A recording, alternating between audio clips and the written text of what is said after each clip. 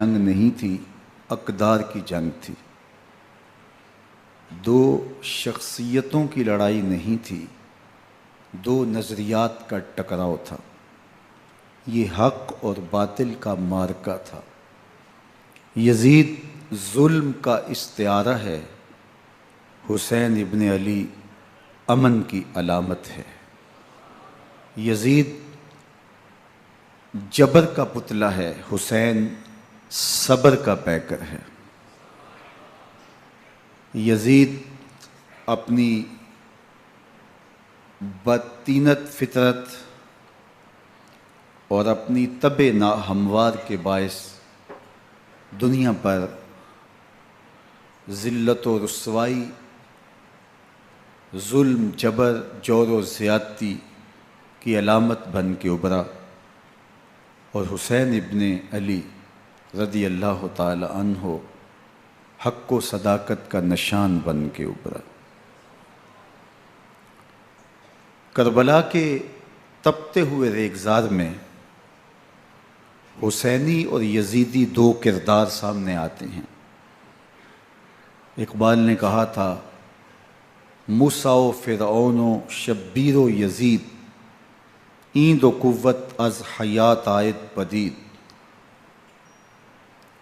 زندہ حق از قوت شبیری است، باطل آخر داغ حسرت میری است، سرخ رو عشق غیور از خون او، شوخی ای مصرع از مضمون او، تا قیامت قطع استبداد کر، موج خون او چمن ایجاد کر۔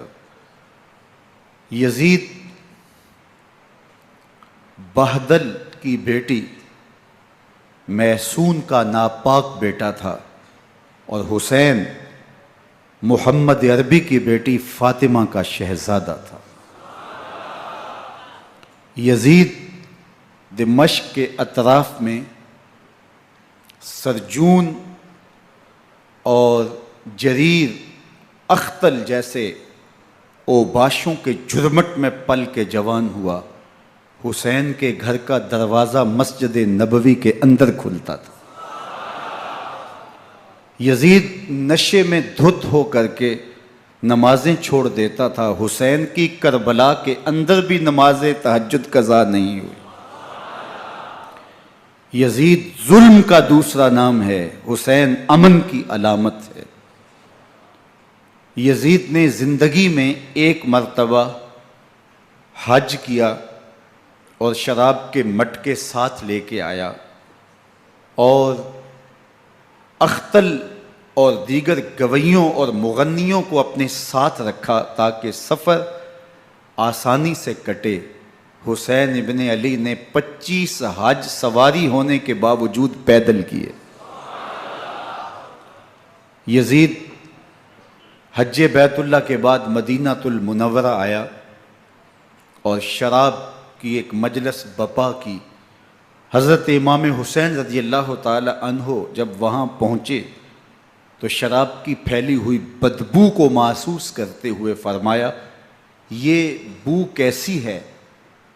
تو نشے میں دھت یزید بولا، یہ شام میں بنتی ہے، اور ایک جام منگوایا اور اس کو پیتے ہوئے دوسرا جام حضرت امام حسین رضی اللہ تعالی عنہ کی طرف بڑھاتے ہوئے کہا، ابا عبداللہ لیجئے۔ تو حضرت امام حسین رضی اللہ تعالیٰ عنہ نے فرمایا، میں اس کی طرف دیکھتا بھی نہیں ہوں، اور پھر وہ عشقی اشعار پڑھنے لگا۔ جب یزید کی شراب نوشی کا منظر امام حسین رضی اللہ تعالیٰ عنہ اپنی آنکھوں سے دیکھ چکے تھے تو مجھے بتاؤ، یزید کے ہاتھ پہ امام حسین کا پاک ہاتھ کیسے آتا؟ حضرت امام حسین رضی اللہ تعالیٰ عنہ جس ماحول میں پلے تھے، جس ماحول میں پرورش پائی تھی، جس ماحول میں رہے تھے، وہ پاکیزہ اور تقدس مآب ماحول تھا۔ اور یزید کبھی اطراف دمشق میں، کبھی غوطہ میں، کبھی الخضرہ محل میں، اور کبھی کہاں اور کبھی کہاں داد عیش دیتا رہا اور لہو و لعب کے اندر مصروف رہا، اور اس کی زندگی ان چیزوں سے عبارت تھی۔ وہ محرمات کو حلال قرار دیتا، شراب نوشی اس کی ہڈیوں میں رچی ہوئی تھی، اور شریعت بیضا کا مذاق اڑایا کرتا، اور حسین ابن علی رضی اللہ تعالی عنہ کی دوستیاں جن لوگوں سے تھی وہ عبداللہ ابن عباس تھے، عبداللہ ابن عمر تھے، حضرت عبد الرحمن بن ابو بکر رضی اللہ تعالی عنہ تھے۔ یزید تو جوا کھیلتا رہا، یزید تو قمار بازی کرتا رہا، یزید تو شراب نوشی کرتا رہا، اور حسین ابن علی مسجد نبوی کے ممبر میں حضور کے پہلوؤں میں بیٹھتے رہے۔ زمانے نے وہ منظر دیکھا کہ سرخ رنگ کے جوڑے پہنے ہوئے حسنین کریمین حجرہ فاطمہ سے نکلتے ہیں، کم عمری کی وجہ سے کبھی گرتے ہیں کبھی سنبھلتے ہیں، اور آقا کریم خطبہ ارشاد کر رہے ہیں، خطبہ چھوڑ کے حضور نے شہزادوں کو اٹھا لیا۔ وہ منظر بھی زمانے نے دیکھا۔ حضرت عبداللہ بن شداد کہتے ہیں کہ حضور سجدے میں تھے اور سجدہ اتنا طویل ہو گیا، ہمیں لگا یا تو وحی کا نزول ہو رہا ہے یا پھر اللہ کا حکم آ گیا اور اللہ کے محبوب کی روح قبض کر لی گئی۔ لیکن میں نے جب نظریں اٹھا کے ننکیوں سے دیکھا تو کیا منظر تھا کہ حسین ابن علی حضور کی پشت پہ بیٹھے ہوئے اور میرے آقا سجدے کو طول دے رہے ہیں۔ اللہ اکبر! حسین کے لیے پیغمبر کے سجدوں کو طول دیا جا رہا ہے۔ حسین ابن علی کبھی ممبر پہ حضور کی اطراف میں بیٹھتے ہیں، وہ منظر بھی دنیا نے دیکھا کہ حضور کے مبارک کندھوں پر حسین ابن علی بیٹھے ہیں اور حضور کی زلفوں کو پکڑا ہوا ہے۔ تو حضرت عمر رضی اللہ تعالیٰ عنہ دیکھ کے کہتے ہیں واہ واہ کیسی سواری میسر آئی حسین ابن علی کو۔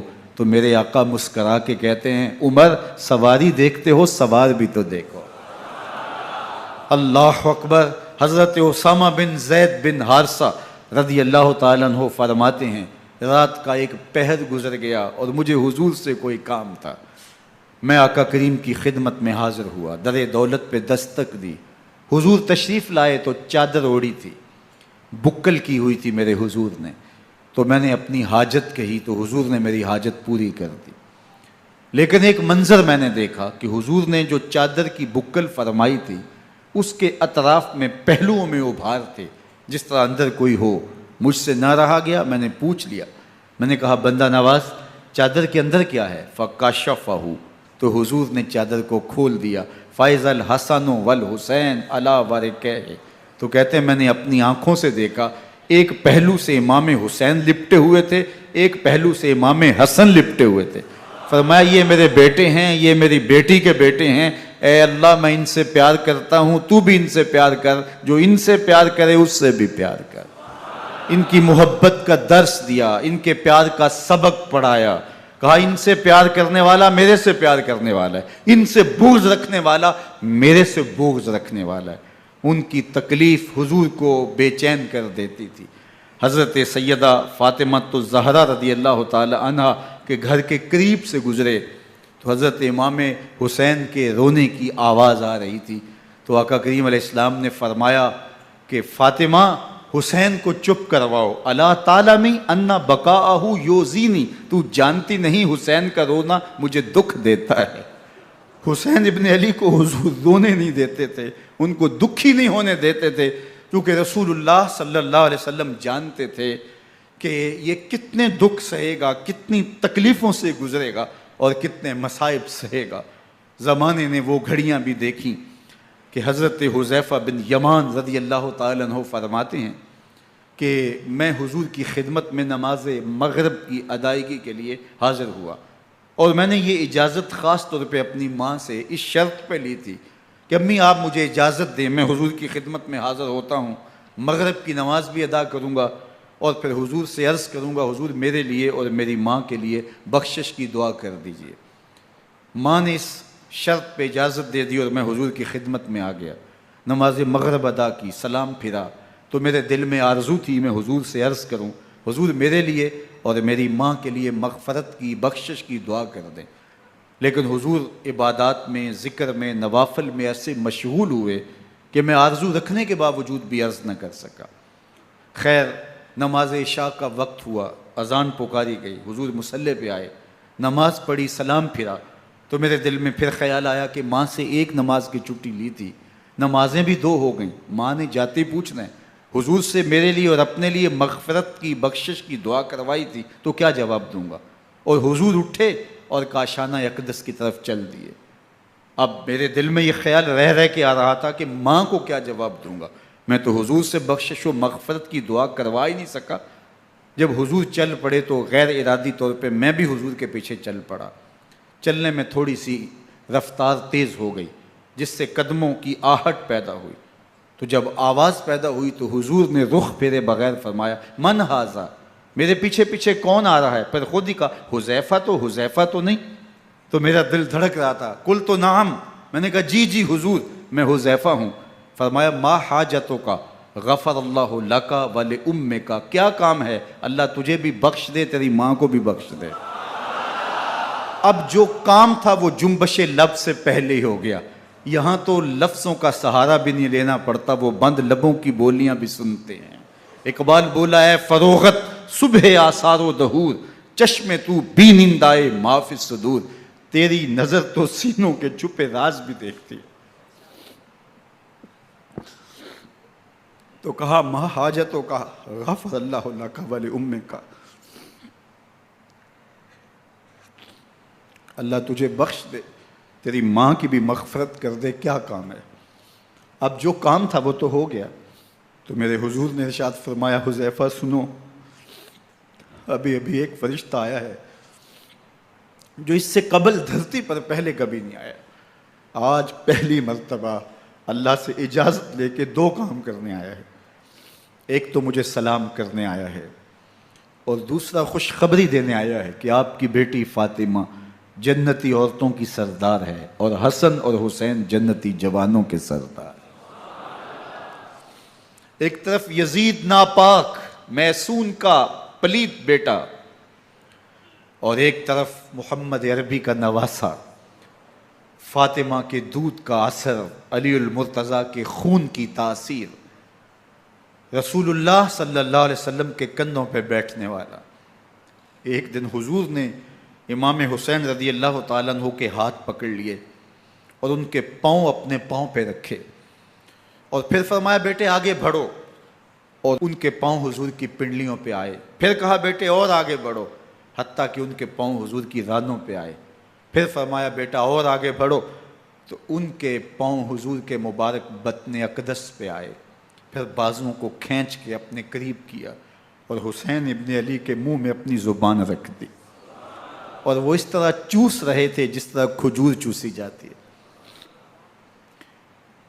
تو اللہ کے محبوب علیہ السلام نے حسین ابن علی کو اپنی زبان کا لعاب دہن دے کر کے، وہ شیر رحمت دے کر کے، وہ کوثر و تسلیم سے پاکیزہ تر آب رحمت عطا کر کے ان کی ہمیشہ کے لیے پیاس بجھا دی، تاکہ کل کربلا کے تپتے ہوئے ریگزار میں حسین ابن علی کو پیاس کی شدت تنگ نہ کرے اور پائے استقلال میں لغزش نہ آنے پائے. ان نازوں سے پالے ہوئے حسین کو، ان محبتوں سے پالے ہوئے حسین ابن علی کو امتحان بھی اتنے بڑے درپیش تھے. یاری تیری سونا پر ازمیشاں تیریاں اگ، سونا پرکھیا جامدہ ہے نال اگاں دے لگ. جتنا بڑا شخص ہوتا ہے اتنی آزمائشیں بھی بڑی ہوتی ہیں.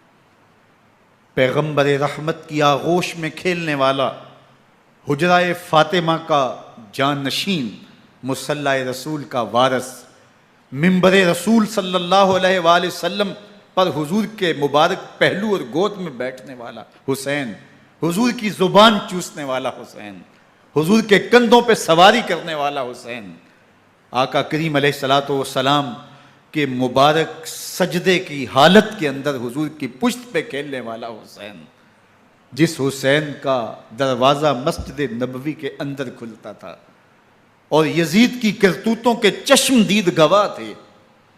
یزید جب تخت نشین ہوتا ہے تو اسے یہ فکر ہوتی ہے کہ امام حسین، عبداللہ بن زبیر، عبداللہ بن عمر، عبداللہ ابن عباس یہ میری بیعت کریں. اور وہ ولید بن عقبہ کو لکھتا ہے کہ ہر صورت میں ان کی بیعت لو. اور اگر بیعت نہ دیں تو سختی کرو۔ حضرت امام حسین رضی اللہ تعالی عنہ کو بلاوا آتا ہے کہ آپ کو دارالامارت میں گورنر ہاؤس میں بلایا جا رہا ہے۔ ولید بن عقبہ کا پیغام آپ کو پہنچتا ہے۔ آپ اس وقت فرماتے ہیں کہ اس وقت جو پیغام پہنچا ہے وہ کسی خطرے سے خالی نہیں ہے، تو کچھ سواروں کو ساتھ لیا، کہا تم دارالامارت کے باہر کھڑے رہنا، اگر میری آواز بلند ہوئی تو اندر آ جانا، ورنہ تم انتظار کرنا۔ آپ اندر گئے۔ ولید بن عقبہ نے مروان کو بھی بلایا تھا۔ مروان بن حکم یہ گورنر مدینہ ولید سے پہلے رہ چکا ہے، تو اس نے مشورہ دیا کہ سختی کی جائے۔ خیر ولید بن عقبہ نے کہا کہ یہ خط ہے، حضرت امیر معاویہ کا انتقال ہو گیا اور یزید تخت نشین ہوا ہے، لہٰذا وہ آپ سے بیعت کا مطالبہ کرتا ہے۔ تو حضرت امام حسین رضی اللہ تعالیٰ عنہ نے فرمایا کہ میرے جیسا شخص یوں چھپ کے بیعت نہیں کر سکتا، اور آپ واپس پلٹے۔ مروان بن حکم نے ولید بن عقبہ کو کہا کہ یہ موقع ہے جانے نہ دیا جائے، اگر یہ نکل گئے تو دوبارہ تم قابو نہیں پا سکو گے اور انہیں یہیں قتل کر دیا جائے۔ حضرت امام حسین رضی اللہ تعالیٰ عنہ نے یہ بات سن لی۔ کہتے ہیں حضرت امام حسین انہی قدموں کے بل واپس پلٹے اور مروان بن حکم سے مخاطب ہو کے کہا، مروان کیا بول رہا ہے؟ وہ خاموش ہو گیا۔ فرمایا تو جانتا نہیں ہم کون ہیں؟ آنا حسین ابن علی ابن ابی طالب، میں حسین ہوں، میں علی کا بیٹا ہوں، ہمارے گھر میں قرآن اترتا رہا ہے، وحی کا نزول ہوتا رہا ہے، اور یزید فاسق ہے، فاجر ہے، مسلمانوں کا قاتل ہے اور شرابی ہے، میں ڈنکے کی چوٹ پہ یزید کی بیعت سے انکار کرتا ہوں۔ بس حیدری کچھار سے محمدی شیر نکل آیا ہے۔ اب اوسان خطا ہو گئے، راستہ چھوڑ دیا، واپس آئے، سیدہ زینب سے ملے، کہا مدینے کو چھوڑنا پڑے گا۔ کہا بھیا کیا ہوا؟ کہا یزید بیعت لینے پہ مصر ہے اور میں کسی صورت بھی بیعت نہیں کروں گا۔ رسول اللہ کا مدینہ ہمارے خون سے لالہ زار بنے گا، میں نہیں چاہتا کہ حضور کے شہر نور کی حرمت پامال ہو۔ دوستو وہ کیسا منظر ہوگا جب حسین ابن علی نے آخری حاضری حضور کے روضے پہ دی ہوگی۔ حاجی یا معتمر 10 دن کے لیے، 8 دن کے لیے، 20 دن کے لیے مدینہ المنورہ عارضی سکونت اختیار کرتا ہے، اور حضور کے روضہ انور سے، اس شہر نور سے، ان گلیوں سے، ان بام و در سے ایسا مانوس ہو جاتا ہے کہ جب واپس پلٹ رہا ہوتا ہے ان دعاؤں کے ساتھ کہ دوبارہ آنا بھی نصیب ہو، اور اسے لگتا ہے کہ میں دوبارہ بھی بلایا جاؤں گا، لیکن اس کے باوجود شہر حبیب چھوڑنا قیامت سے کم نہیں ہوتا۔ اعظم چشتی مرحوم آخری بار جب حضور کے روضہ انور پہ گئے تو بیمار تھے، ویل چیئر پہ تھے۔ باب بقی سے باہر نکلے تو خادم سے کہا کہ میری ویل چیئر پیچھے سے کھینچو تاکہ میرا رخ روضہ انور کی طرف رہے، اور وہ پیچھے سے کھینچتا چلا جا رہا ہے، اور جب باب مکہ سے پیچھے جنت البقیع کے قریب سے گنبد خضرا نگاہوں سے اوجل ہونے لگا تو اعظم چشتی مرحوم نے کہا، جان بدن سے نکلتی ہے اعظم، جان بدن سے نکلتی ہے اعظم، کوئی آسان ہے مدینے سے جدا ہونا، کوئی آسان ہے مدینے سے جدا ہونا۔ یہ اس شخص کی کہانی ہے جو 10 دن، 5 دن، مہینہ، 2 ماہ وہاں رہتا ہے اور پھر اس شہر کو چھوڑ کے آنا اس کے لیے آسان نہیں ہوتا۔ اور مجھے بتاؤ کہ حسین جو پیدا مدینے میں ہوا، جس کے گھر کا دروازہ مسجد نبوی کے اندر کھلتا تھا، جو مسجد نبوی کے اندر پرورش پا کے جوان ہوتا ہے اور مدینے کی گلیوں میں کھیلتا رہا، اس حسین ابن علی کے لیے مدینہ چھوڑنا، اور پھر وہ اس بات کا علم اور شعور رکھتے تھے کہ یہ آخری بار حضور کے در پہ حاضری ہے، دوبارہ اس شہر نور میں نہیں آ سکوں گا، تو کیا قیامت ہوگی اور کیا منظر ہوگا۔ محمد بن حنفیہ کے علاوہ خاندان نبوت کے جتنے لوگ تھے ان سب نے شہر مدینہ کو الوداع کہا، اور رات کے موقع میں مدینہ المنورہ کو، مسجد نبوی کو چھوڑ کر کے مکہ کی جانب عازم سفر ہوئے۔ 3 شعبان المعظم کو مکہ المکرمہ پہنچتے ہیں، ادھر کوفیوں کے خطوط آنے شروع ہو جاتے ہیں۔ حضرت امام حسین رضی اللہ تعالیٰ عنہ مسلم بن عقیل رضی اللہ تعالیٰ عنہ کو صورتحال معلوم کرنے کے لیے بھیج دیتے ہیں۔ 40,000 کوفی آپ کے ہاتھ پہ بیعت کر لیتے ہیں۔ ادھر 25 پیدل حج کرنے والے حضرت امام حسین 8 ذی الحج کو احرام باندھتے ہیں، لیکن آپ کو پتہ چلتا ہے کہ حاجیوں کے روپ میں قاتل چھپا دیے گئے، تو آپ اس احرام کو حج کی بجائے عمرے میں بدلتے ہیں اور کوفے کی جانب عازم سفر ہوتے ہیں۔ کائنات والو، ذرا سینے پہ ہاتھ رکھ کے دیکھو کہ یہ کتنا مشکل مرحلہ تھا۔ اس دین کی آبرو کو بچانے کے لیے حضرت امام حسین رضی اللہ تعالیٰ عنہ نے کتنا بڑا قدم اٹھایا۔ آپ کے بہی خواہ، دوست، احباب عبداللہ بن عمر یہ سارے روکتے ہیں۔ عبداللہ بن عباس کہتے ہیں حضرت نہ جائیے، الکوفی لا یوفی، کوفی کبھی وفا نہیں کرتے۔ آپ کے والد کو وہاں شہید کیا گیا، لیکن آپ ایک فرض کو نبھانے جا رہے ہیں۔ میرے غم گسارو، میرے مہربانوں، نہ روکو مجھ کو جانے دو، مجھے نانے کے دی کی ڈوبتی کشتی بچانے دو۔ میں جاتا ہوں کہ دنیا پر وفا کا نام رہ جائے، میں رہوں نہ رہوں پر عظمت اسلام رہ جائے۔ میں نہیں جاتا تو نبی کے گھر کی آن جاتی ہے، میں نہیں جاتا تو نبی کے گھر کی آن جاتی ہے، تمہارا دین جاتا ہے، میری غیرت ایمان جاتی ہے۔ حضرت امام حسین یہاں سے چلتے ہیں، ابھی راستے میں ہی پہنچتے ہیں کہ یہ خبر آتی ہے کہ کوفے والوں نے بے وفائی کر دی۔ حضرت مسلم بن عقیل رضی اللہ تعالیٰ عنہ کو شہید کر دیا گیا، نعمان بن بشیر معزول کر دیے گئے، ابن مرجانہ ابن زیاد وہاں متعین کر دیا گیا جو سخت گیر شخص تھا، اور اس نے لوگوں کو ڈرایا، دھمکایا، اور کوفے کے لوگوں کے دل بدل گئے اور وہ بیتیں توڑنے لگے۔ وہ منظر مسجد کوفہ کا کتنا دلگداز تھا۔ جب امام نماز کے لیے کھڑے ہوئے تو 40,000 لوگ آپ کے پیچھے تھا۔ جب سلام پھیرا اور امام نے دیکھا کہ پیچھے لوگ نہیں ہیں، پھر لوگوں نے اپنے دروازے بھی بند کر لیے۔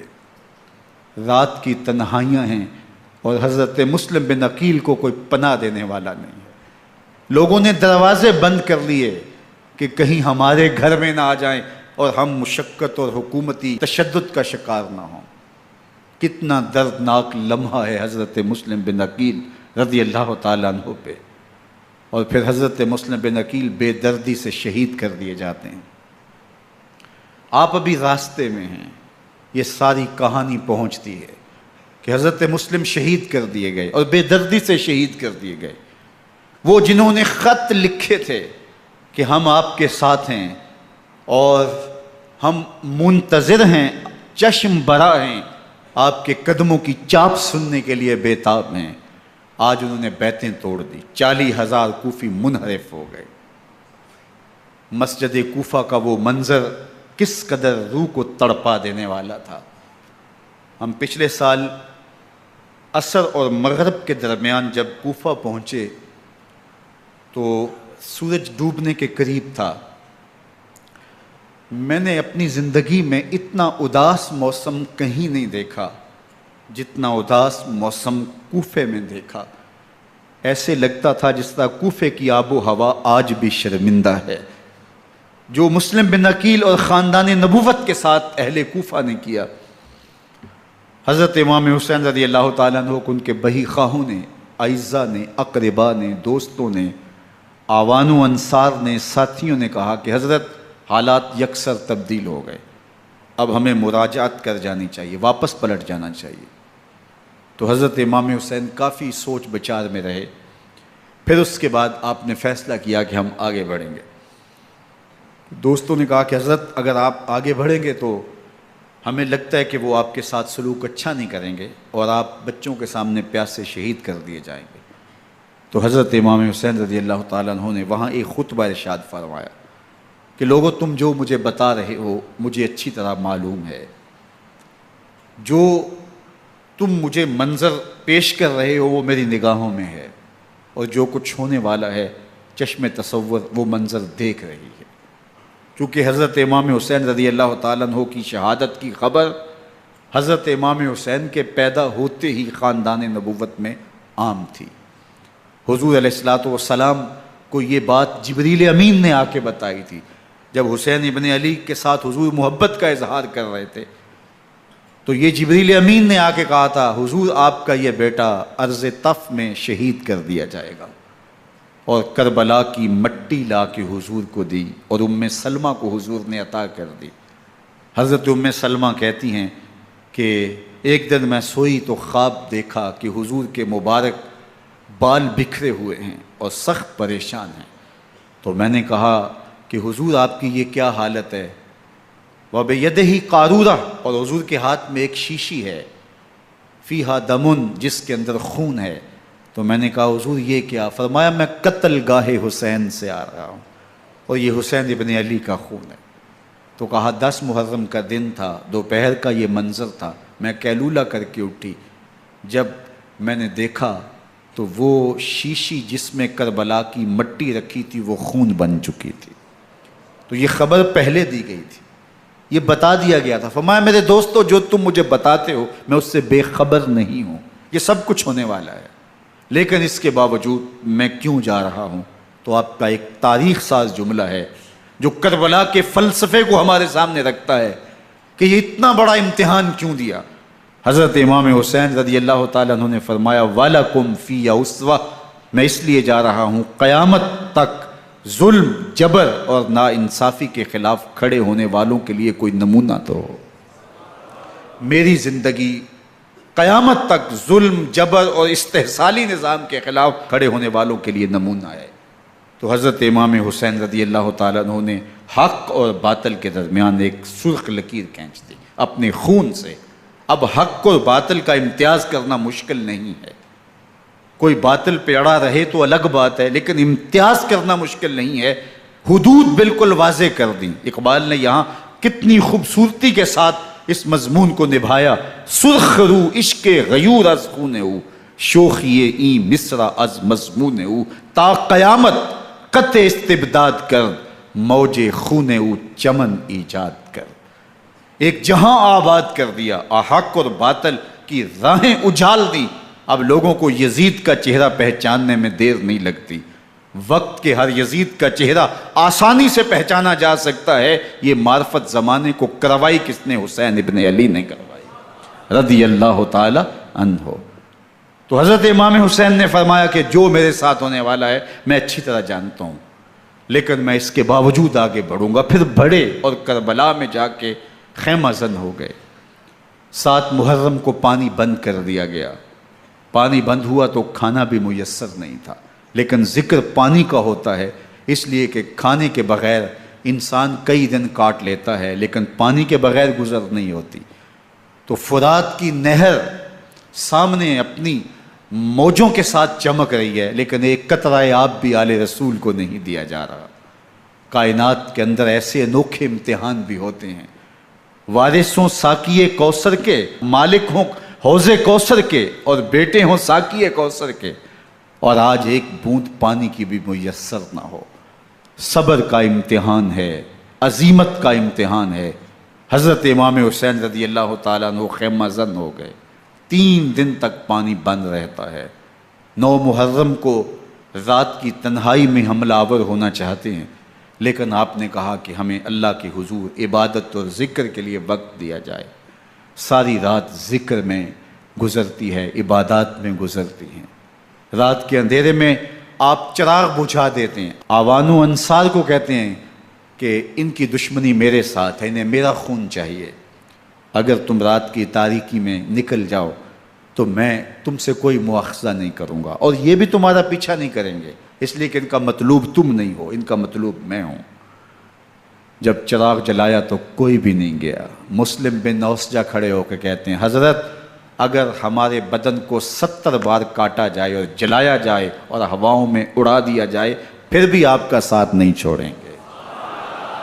70 سال کے بوڑھے ہیں حبیب بن مظاہر، کہتے ہیں حضرت آپ کو چھوڑ کے جائیں کہاں، آپ کو چھوڑ کے جائیں کہاں؟ کوئی ساتھ چھوڑنے کے لیے تیار نہیں ہے۔ پیاس ہے، سخت گرمی ہے، کربلا کا ماحول ہے، 72 افراد اور خاندان کی خواتین میدان کربلا میں خیمہ زن ہیں۔ دوسری طرف لشکر اعداء اشقیا 22,000 کی تعداد میں مقابلے میں، ایک روایت 30,000 کی ہے۔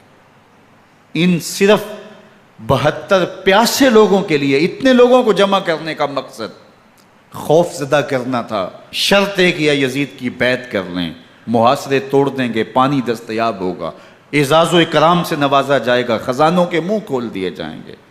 لیکن حسین ابن علی کہتے تھے سب کچھ لٹ جائے گا، باطل کے ہاتھ پہ ہاتھ نہیں رکھوں گا۔ اللہ اکبر۔ اب صبح طلوع ہوتی ہے، عاشور کا دن چڑھتا ہے، سورج اپنی پوری تمازت کے ساتھ گرمی برسا رہا ہے۔ آج خاندان نبوت کا امتحان زمانے نے دیکھنا ہے۔ رسول اللہ کا لعاب چوسنے والا اس کے صبر کا آج امتحان ہے، حضور کے کندھوں پہ کھیلنے والے حسین کا آج امتحان ہے۔ اللہ اکبر۔ حسین ابن علی تمام حجت کرتے ہیں میں نے تمہارا کچھ نہیں بگاڑا، میں نے کسی کا خون نہیں کیا، میں نے کوئی زیادتی نہیں کی، تم کیوں میرے قتل کے در پہ ہو؟ تم جانتے نہیں میں کون ہوں؟ میں تمہارے نبی کا نواسا ہوں، رسول اللہ صلی اللہ علیہ وآلہ وسلم کے کندھوں پہ کھیلتا رہا ہوں، حضور کا لعاب چوستا رہا ہوں، اور میں بوسہ گاہے رسول صلی اللہ علیہ وآلہ وسلم ہوں۔ لیکن ان اشقیاء کے دل پر کوئی چیز اثر انداز نہیں ہوتی۔ ایک ہور ہے، اللہ اس کے دل میں نرمی ڈالتا ہے۔ پہلے تو امام حسین کو گھیر کے لے کر کے آتا ہے، لیکن بعد میں وہ قافلہ یزید سے قافلہ حسین کی طرف آ جاتا ہے۔ امام حسین فرماتے ہیں تو دنیا میں بھی ہور ہے، آخرت میں بھی ہور ہے، آزادی مل جاتی ہے۔ باقی 22,000 کا لشکر جرار امام حسین کے قتل کے در پہ ہے۔ پھر تاریخ نے خاندان نبوت کا وہ انوکھا امتحان دیکھا۔ حضرت امام حسین کے بچے بالخصوص خواتین پیاس کی شدت میں حلق خشک ہیں۔ حضرت سکینہ تڑپ کے اپنے باپ سے کہتی ہیں کہ مجھے 6 ماہ کے علی اصغر کی پیاس نہیں دیکھی جا رہی۔ بچے کو ہاتھوں پہ اٹھاتے ہیں اور نہر فرات کے کنارے پہنچ کے فرماتے ہیں اشقیاء سے مخاطب ہو کے تمہارا معاملہ میرے ساتھ ہے، اس 6 ماہ کے بچے نے تمہارا کچھ نہیں بگاڑا، اور چلو بھر کے اس کا حلق سیراب کرنا چاہتے ہیں۔ ایک 2 شاخہ تیر آتا ہے جو حضرت علی اصغر کے گلے کو چیر دیتا ہے۔ راوی لکھتے ہیں کہ وہ عام تیر نہیں تھا، جانوروں کو شکار کرنے کے لیے جو بڑے تیر ہوتے ہیں وہ 2 شاخہ تیر تھا۔ وہ گردن کو کاٹ دیتا ہے، خون بہنے لگتا ہے، گردن لٹک جاتی ہے۔ حضرت امام حسین وہ بہتا ہوا خون اپنے چلو میں لیتے ہیں اور آسمان کی طرف اچھال کے کہتے ہیں مالک حسین کی یہ قربانی بھی قبول فرما۔ یہ تماشا لبے بام نہیں ہے۔ بچہ بیمار ہو، ڈاکٹر جواب دے دیں، ماں باپ کے ہاتھ پھول جاتے ہیں۔ زندگی کی سانسیں ابھی چل رہی ہوتی ہیں، لیکن ڈاکٹر کہے کہ یہ میرے بس کا روگ نہیں ہے، کہیں اور لے جاؤ، تو زندگی کا لف و نشر غیر مرتب ہو جاتا ہے۔ میں سلام پیش نہ کروں حسین ابن علی کو، 6 ماہ کا علی اصغر ہاتھوں میں دم توڑتا ہے، گردن لٹک جاتی ہے، خون بہہ رہا ہے۔ اب خیموں کی طرف بڑھ رہے ہیں لیکن زبان پہ شکایت نہیں ہے، کہتے ہیں مالک حسین کی یہ قربانی قبول کر لے۔ اب خیموں کی طرف آنا، شہر بانو، ام رباب، سیدہ زینب، حضرت سکینہ سلام اللہ علیہا کا سامنا کوئی آسان کام نہیں تھا، لیکن حسین ابن علی آتے ہیں، شہزادے کو یہاں خیموں کے قریب رکھ کے کہتے ہیں کہ یہ حوض کوثر سے سیراب ہو گیا ہے۔ اللہ اکبر! کوہرام مچ جاتا ہے خیموں کے اندر، کیا منظر ہوگا، اور ان کو کن الفاظ کے پیرائے میں ڈھال کر کے ان کیفیات کو بیان کیا جا سکتا ہے جو اہل بیت کے خیموں کے اندر علی اصغر کی شہادت کے بعد کا منظر رقم ہو رہا ہوگا۔ اللہ اکبر! ادھر اشکیا آوازیں دے رہے ہیں، مبارزت کے لیے پکار رہے ہیں۔ زمانے نے پھر وہ منظر بھی دیکھا کہ جوان بیٹے کو 18 سال کی کمائی حضرت امام حسین میدان عمل میں بھیج رہے ہیں۔ وہ علی اکبر جو حسین کا نور نظر ہے، آنکھوں کا قرار ہے، دل کی تسکین ہے۔ اور پھر حضرت علی اکبر جب گھوڑے کی زین سے فرش زمین پہ گرتے ہیں تو باپ کو آواز دیتے ہیں، اور حضرت امام حسین جو ہے وہ آگے جا کے بیٹے کی لاش اٹھاتے ہیں۔ اللہ اکبر! 18 سال کے بیٹے کی لاش کو کندھوں پہ اٹھا کے خیموں تک لاتے ہیں اور ہاتھ پھیلا کے کہتے ہیں مالک حسین کی یہ قربانی بھی قبول فرما۔ کبھی قاسم بن حسن کی لاش اٹھا کے لاتے ہیں، کبھی اون و محمد کی لاشیں اٹھا کے لاتے ہیں، بھتیجوں کی، بھانجوں کی، بھائی عباس کے کٹے ہوئے بازو اور زخموں سے چھدا ہوا لاشا۔ کیا کیا قیامتیں تھیں جو اس کربلا کے ایک میدان کے اندر نہیں توڑی گئیں۔ حضرت امام حسین پر دکھ پہ دکھ، تکلیفوں پہ تکلیفیں۔ اب 71 لاشیں اٹھا کے خیموں تک پہنچا چکے، اور ادھر مبارزت کی دعوت دی جا رہی، آؤ میدان عمل میں آؤ، اب دیر کیوں کر رہے ہو۔ رسول اللہ کا حرم، رسول اللہ کی شہزادیاں جو نازوں میں پلی تھیں، وہ کلیاں جو شبنم کا بوجھ بھی گوارا نہیں کر سکتی تھی، آج مصیبتوں کے پہاڑ ٹوٹ گئے۔ حضرت امام حسین کبھی شہربانوں کو، کبھی ام رباب کو دلاسا دیتے ہیں، کبھی حضرت زینب کو کہتے ہیں۔ حضرت زینب کربلا کے اس میدان کے اندر بڑے حوصلے کے ساتھ اپنے بھائی کے ساتھ کھڑی رہی، اپنے 2 بیٹے راہ خدا میں پیش کیے، ان کی لاشیں وصول کی، لیکن زینب جس جرأت کے ساتھ، جس پامردی کے ساتھ اس سارے منظر کو حوصلے کے ساتھ سہتی رہی، وہ یقیناً حوصلہ سیدہ زینب سلام اللہ علیہا کا ہی ہے۔ لیکن یہ وہ منظر تھا کہ زینب کا دل بھی ڈول گیا جب حسین ابن علی گھوڑے پہ بیٹھنے لگے، اور ان کو گھوڑے میں بٹھانے والا کوئی نہیں تھا، اور جو بھی سوار جاتا پھر واپس اس کی لاش ہی آتی اور حسین ابن علی لے کے آتے۔ آج حسین ابن علی جا رہے ہیں، زندگی کا سارا سرمایہ لٹ رہا ہے، حضرت زینب سلام اللہ علیہا سنبھل نہیں رہی۔ حضرت امام رضی اللہ تعالیٰ عنہ اٹھے اور آپ نے حضرت زینب کو صبر کی تلقین کی اور کہا کہ صبر ہی بہترین ذریعہ ہے اور اللہ کی قربت کا ایک بہترین سبب ہے، اور ان کو صبر کی تلقین کرتے ہوئے فرمایا کہ میرے بعد تم نے اس ذمہ داری کو سنبھالنا ہے، اور ان مخدرات اسلام کی، ان شہزادیوں کے پردے کی تم نے حفاظت کرنی ہے۔ اور پھر گھوڑے کی زین کس کے امام حسین لشکر اشقیاء کی طرف بڑھتے ہیں۔ اب خیموں سے سسکیوں کی آواز آ رہی ہے، ان کا سردار، ان کا تاجدار آج سب کو چھوڑ کے کربلا کے میدان کی طرف بڑھ رہا ہے۔ جرم کیا کیا، قصور کیا کیا، اس نے کیا زیادتی کی کہ آج نیزوں اور انیوں کے مقابلے میں 22,000 کا لشکر حضرت امام حسین پہ ٹوٹ پڑتا ہے۔ آپ پھر اتمام حجت کرتے ہیں، میں نے کسی کو قتل نہیں کیا، خون ناحق نہیں بہایا، میرے خون کے درپے کیوں ہو، اپنی آخرت کیوں برباد کرتے ہو، تم جانتے نہیں میں کون ہوں، میں تمہارے نبی کا نواسا ہوں۔ لیکن ابن زیاد کہتا ہے مقابلے میں آؤ۔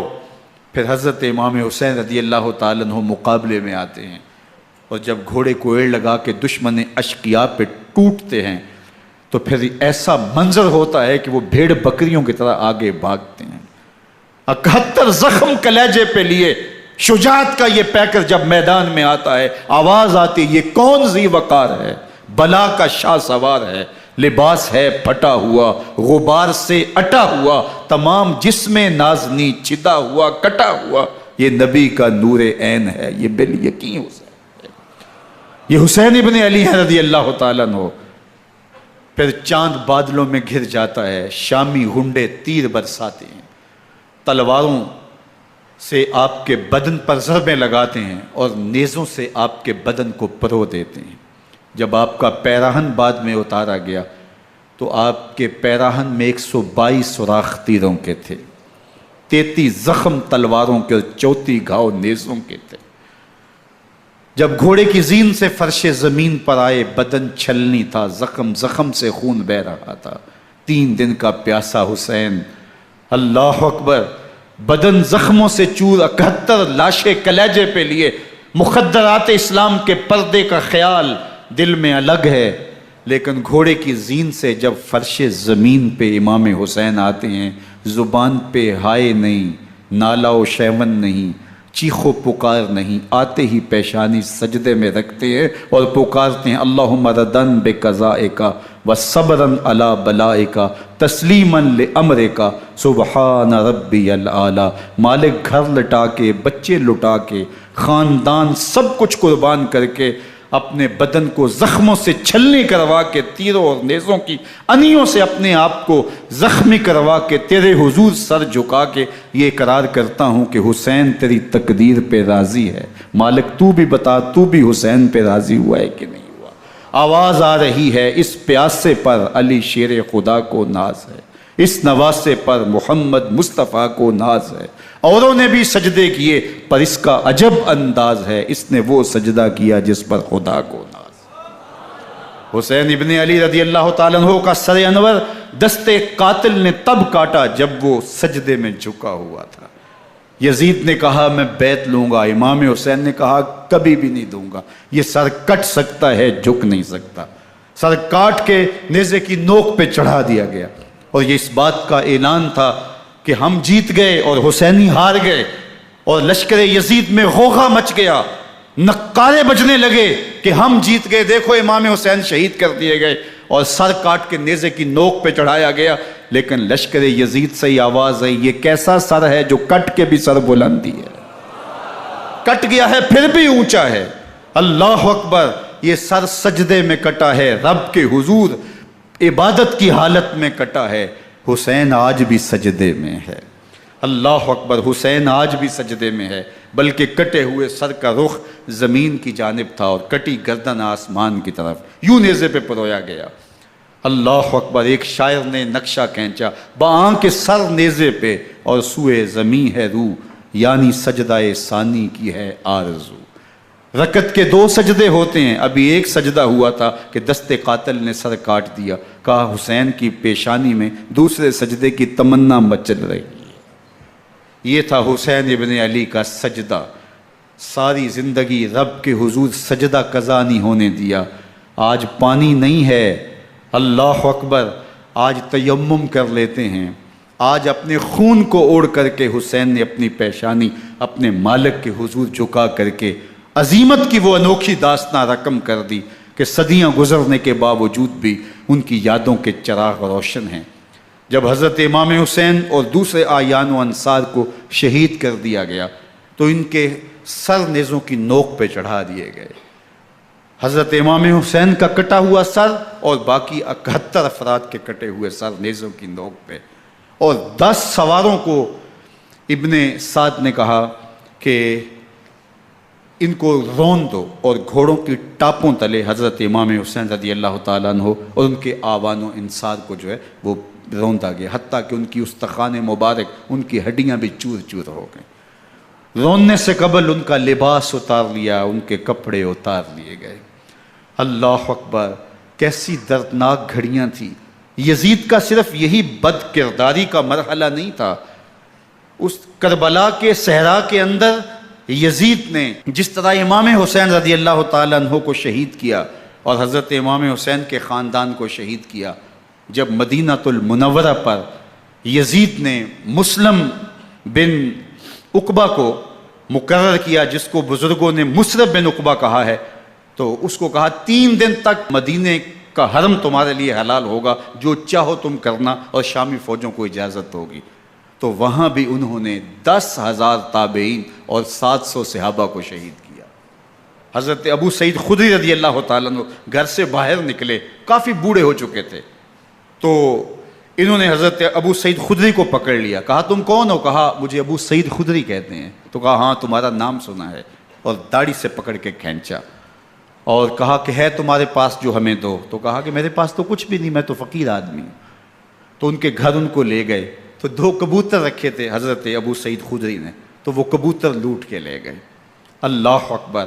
حضرت ابن سنان رضی اللہ تعالیٰ عنہ کو، جو حضور کے علم بردار تھے فتح مکہ کے دن، ان کو ستو پہلے پلائے اور پھر ان کی گردن کاٹی گئی اور کہا یہ ہے وہ ستو جو تم زندگی میں آخری بار پیو گے۔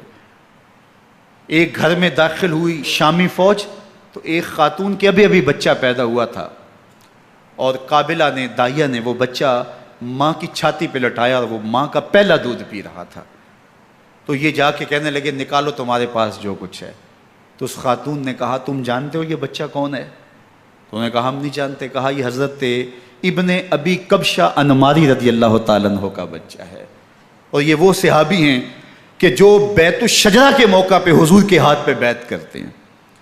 انہوں نے اس چیز کا لحاظ نہ کیا کہ جو کچھ ہے وہ ہمیں دو ورنہ تیرے بچے کو نہیں چھوڑیں گے۔ تو ماں بچے سے مخاطب ہو کے کہتی ہے، ابھی بچہ پیدا ہوا ہے اور ماں سے پہلا دودھ پی رہا ہے، کہ بیٹے اگر میرے پاس کچھ ہوتا، وہ قیمتی سے قیمتی چیز بھی ہوتی، تیری جان کے لیے قربان کرتی، لیکن اس وقت میرے پاس کچھ ہے نہیں۔ تو ایک شکی آگے بڑھا اور بچے کو ایک ٹانگ سے پکڑ کے کھینچ کے دیوار کے ساتھ پٹک کے مارا، جس سے دماغ کا بھیجا نکل گیا۔ کیا کیا زیادتیاں نہیں کی۔ 700 صحابہ حرہ کے واقعہ میں شہید کیے یزید نے، اور 10,000 تابعین شہید کیے۔ مسجد نبوی میں ممبر رسول کے ساتھ گھوڑے باندھے، اور وہ ممبر رسول اور مصلی رسول کے قریب لید کرتے رہے۔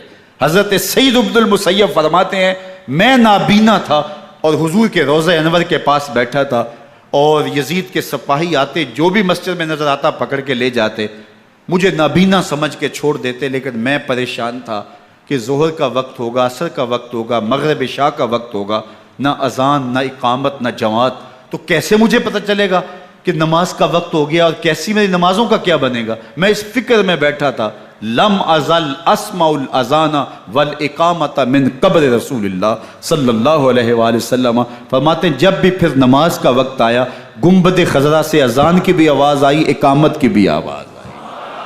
3 دن تک مسجد نبوی کے اندر گھوڑے بندے رہے، اور مدینہ کی حرمت پامال کی۔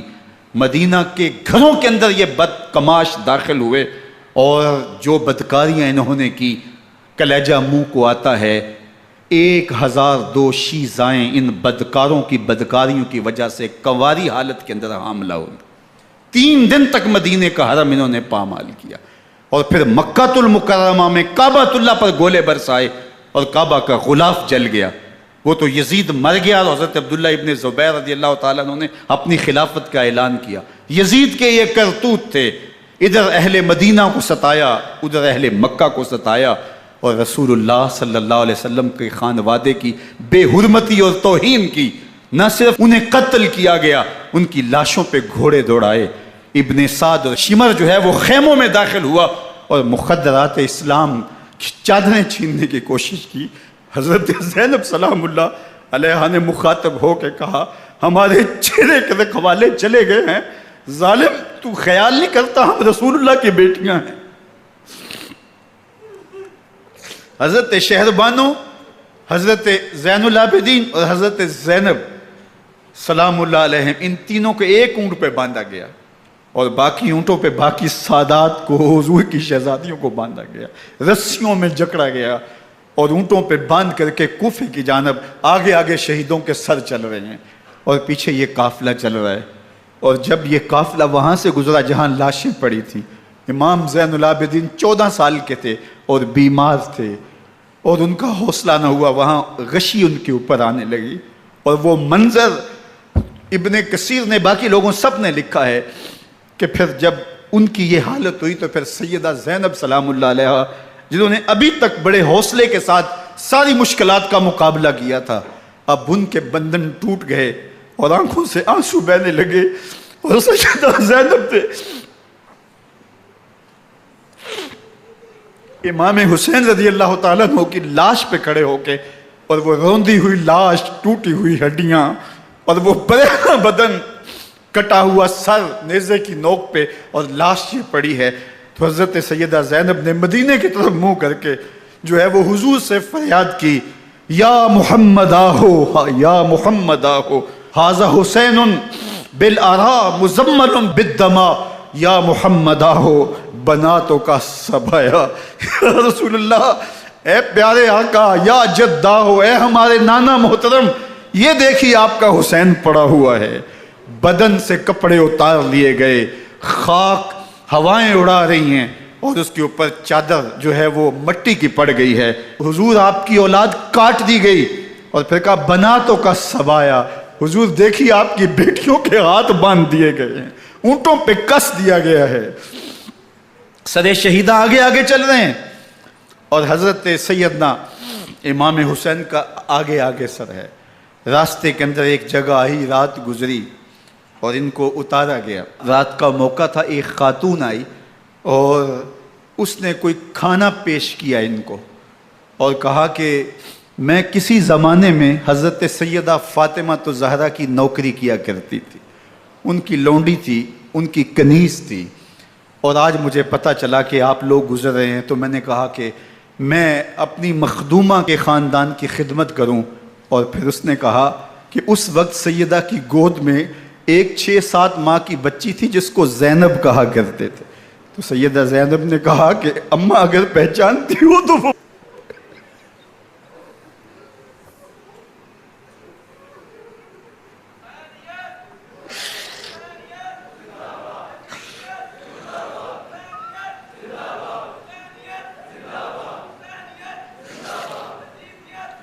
یہ تاراج اور لٹا ہوا کارواں پھر وہاں سے کوفے میں کیسے پہنچا، اور کوفے کے اندر سیدہ زینب سلام اللہ علیہا نے وہ یزید کے دربار میں، ابن زیاد کے دربار میں وہ جرأت آمیز جو باتیں کہیں، اللہ اکبر، زینب کی زبان میں علی کی خطابت بول رہی تھی، اور پھر دشمن اور دوست سارے رونے لگے، اور وہ کیا دل گداز منظر تھے۔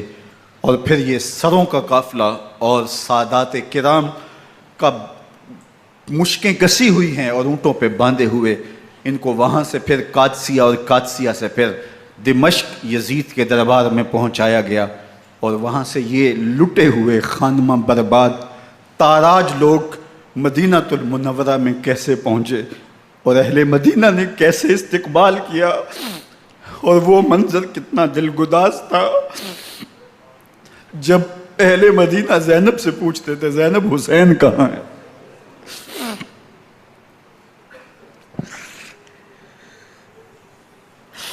بے مروت بے وفا تیرا بھی کیا افسانہ ہے، جس نے اپنی ہی شمع کو گل کیا تو وہ پروانہ ہے۔